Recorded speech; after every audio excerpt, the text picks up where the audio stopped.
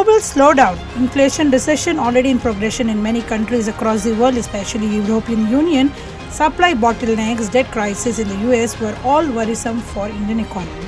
And every economist worth his salt, and not just Raghuram Rajan, who is being demonized on Twitter, predicted a slowdown.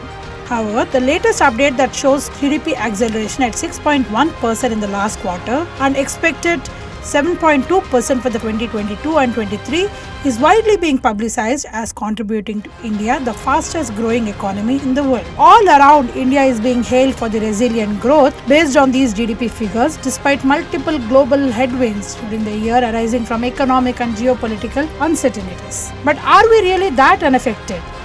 Spike in the GDP is cheered by the economists but with caution.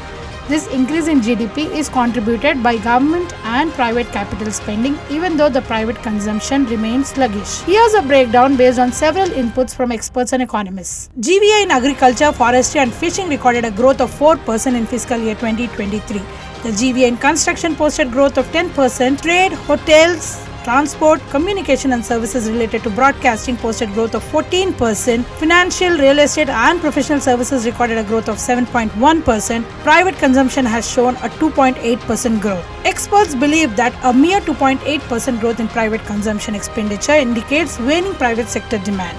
This in fact calls for immediate attention. Investments have gone up, agriculture has stayed unaffected, service sector which suffered during COVID has recovered and there is an increase in exports. However, this isn't the complete picture. Here's the other side to the story based on economist Professor Arun Kumar's conversation with senior journalist Sujit Nair. The manufacturing sector is not doing very well, which is not a good news. There has been a fall of 1.3% during this financial year.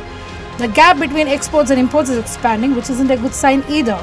The data taken into account for arriving at the quarterly results does not include the unorganized sector except for agriculture.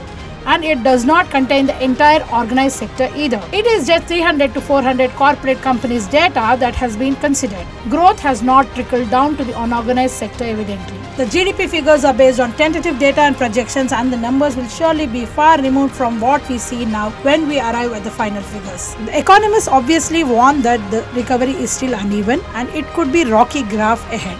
It will depend on monsoon for one to change the course of GDP. A good monsoon or a bad monsoon could change the figures. Factors like geopolitical uncertainties will also play a role in charting the growth graph in the coming months. While it is hoped that India continues to grow, focusing attention on the non-performing sectors and devising ways to minimize the impact of global factors is the need of the hour. Meanwhile, the ground reality is that growth figures, which are yet tentative at the most, show uneven growth. The unorganized sector, which constitutes at least 94% of the workers and produces 45% of the output as per the Wire report of November 2022, is reeling under increased prices due to inflation and are not considered in the GDP calculations.